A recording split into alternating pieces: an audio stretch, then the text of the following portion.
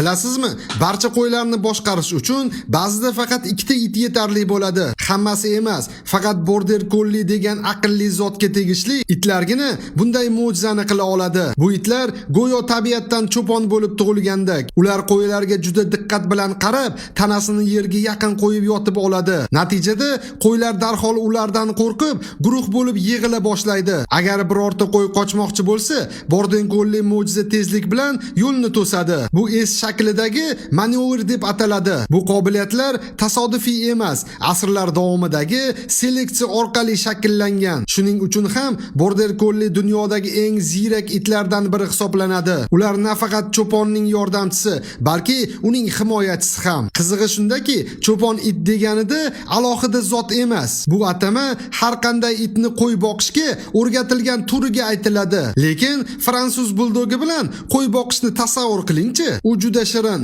lekin border collie chaqqon bo'lmaydi. Endi savol, siz nima deb o'ylaysiz? Bu itlar shunchaki inson buyrug'iga bo'ysunadimi yoki ularning qalbida haqiqiy cho'pon ruhi bormi? Fikringizni kommentariyada yozib qoldiring.